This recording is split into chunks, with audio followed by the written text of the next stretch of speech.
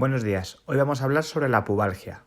Lo primero, la definición de pubalgia simplemente nos indica la zona de dolor y hace referencia a la zona del pubis, que podemos situar como una zona intermedia entre la región baja abdominal y la parte anterior del muslo.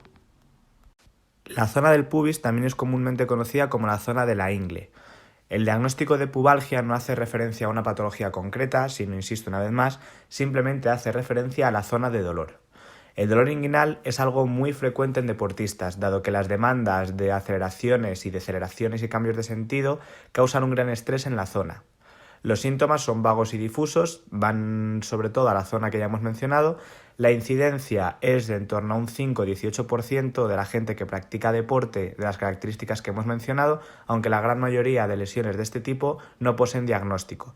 Existen algunos factores de riesgo y quizás el más importante sea un déficit en el ratio de fuerza de aductores de cadera con abductores de cadera.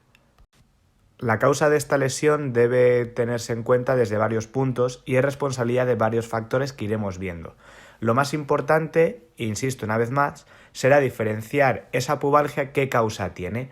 Entre las más comunes encontraremos una lesión de la musculatura aductora que se origina en la zona del pubis, una osteitis del pubis, hernia del deportista y como patologías ya menos frecuentes, la patología mecánica de la articulación coxofemoral o lo conocido comúnmente como impingement femoroacetabular o el dolor neurogénico.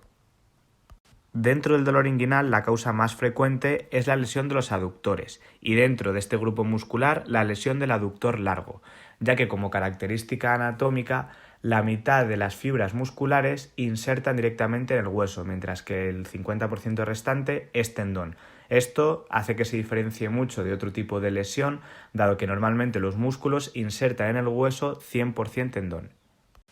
La función de esta musculatura es principalmente estabilizadora. Sobre todo se encarga de, en cadena cinética cerrada, es decir, con el pie apoyado en el suelo, estabilizar la pelvis para poder generar una fuerza.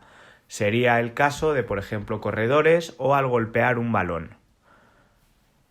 La prevalencia está en torno a un 32-44% dentro de la gente que practica estos deportes y la rehabilitación depende del grado de daño. Normalmente va en torno a las 4-8 semanas.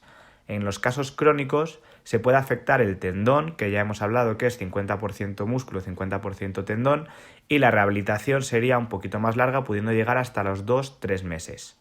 Los ejercicios siempre van a ser una parte vital del tratamiento, dado que han demostrado mejores resultados que terapias pasivas como el estiramiento o el masaje. Otra posible fuente de dolor inguinal es la osteitis del pubis. La osteitis del pubis está causada por un sobreuso de esta articulación, que en realidad tiene muy poquito movimiento y es muy estable, pero sobre todo se asocia a gestos traumáticos. Cuando el dolor en la ingle se puede asociar directamente a un evento traumático, a un golpe, a una caída, a un gesto muy forzado, deberíamos considerar la osteitis de pubis como posible causa y fuente de ese dolor. También se puede relacionar con una mala estabilidad de los aductores, dado que si estos no estabilizan, la exigencia mecánica sobre la zona aumenta y puede derivar en esta osteitis del pubis.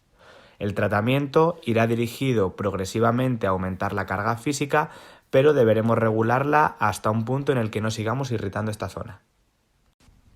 También observaremos lo comúnmente conocido como hernia del deportista.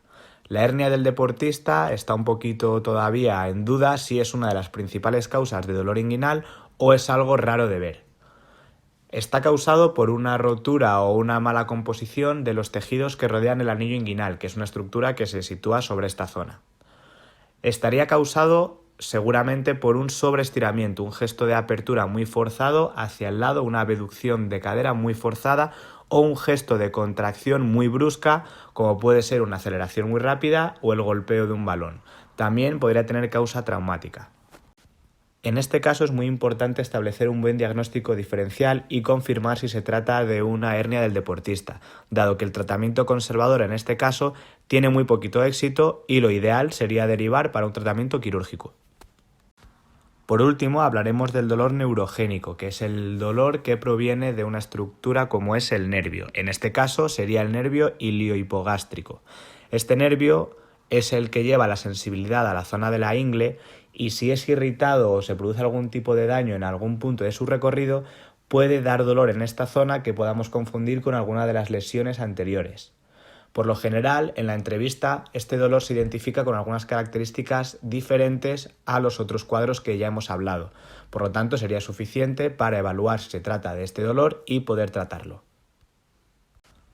Dejaremos la patología mecánica de cadera a un lado, dado que es un cuadro bastante más extenso que los ya mencionados, y la forma de diferenciarlo de estos cuadros es muy sencilla, dado que la localización del dolor se sitúa un poco más abajo de la ingle o puede afectar a zonas externas de la cadera, como la zona de fuera del trocánter. En el caso de los cuadros de dolor inguinal, el dolor estaría muy localizado en la zona de la ingle o del pubis. En una revisión realizada en el 2015 se observó que los resultados obtenidos para la pubalgia con ejercicio resultan mejores en el largo plazo que los resultados conseguidos mediante procesos quirúrgicos. Los ejercicios van a ir dirigidos fundamentalmente a los dos grupos musculares que se insertan en la sínfisis del pubis, como son los aductores y músculos del abdomen, sobre todo el recto abdominal. Será importante fortalecer los aductores, dado que el ratio de fuerza aductores-abductores tiene que equilibrarse para prevenir este tipo de lesiones. Comenzaremos realizando unos ejercicios isométricos para los aductores. Para ello utilizaremos un elemento más o menos rígido, en este caso es una colchoneta enrollada, la colocaremos entre las dos rodillas mientras nos tumbamos, estamos con los pies apoyados en el suelo y las rodillas dobladas y apretamos las dos rodillas intentando juntarlas aplastando el objeto. Aguantamos ahí unos segundos, soltamos y una variante es colocando las caderas y las rodillas a 90 grados, hacer el mismo gesto, intentar juntar las dos rodillas. Realizamos un gesto que esté en el 70% del esfuerzo máximo que podemos hacer y lo mantenemos 30 segundos. Otro ejercicio para aductores consistiría en tumbarnos de lado con la pierna que vamos a trabajar debajo y la de encima doblada y apoyada adelante para no caernos, y llevaremos el pie hacia arriba, hacia el techo. Levantaremos la pierna con la rodilla totalmente estirada, intentando no caer hacia adelante ni hacia detrás. Una vez hayamos trabajado una pierna, simplemente nos tumbaremos sobre el lado contrario y de la misma forma la pierna a trabajar estirada y la que queda por encima doblada y apoyada adelante, levantaremos la pierna todo lo que podamos desde la cadera. El siguiente ejercicio es el más importante para los aductores. Es el conocido como ejercicio de Copenhague. Ha sido estudiado ampliamente en varios programas de prevención de lesiones, demostrando una gran eficacia. Se pueden trabajar ambos aductores, el de las dos piernas. El de arriba va a trabajar en un isométrico en mayor medida y el de abajo puede trabajar en concéntrico y excéntrico. Me explico.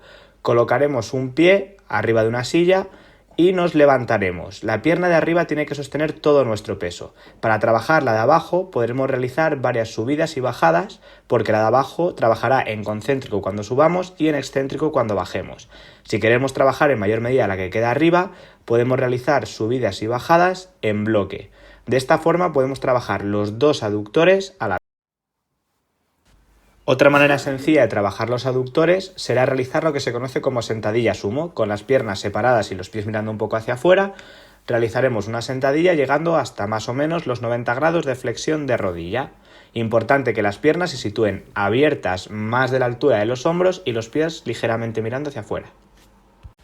Otra posibilidad para trabajar los aductores de pie será realizar aproximaciones de la cadera de la siguiente forma, sobre todo intentando pasar la línea media. Lo realizaremos primero con una pierna, alternaremos con la otra realizando las repeticiones que creamos convenientes, y otra alternativa para hacerlo es girando la cadera hacia afuera, realizar un movimiento hacia adelante como si diésemos un pase de fútbol, primero con una pierna y luego con la otra.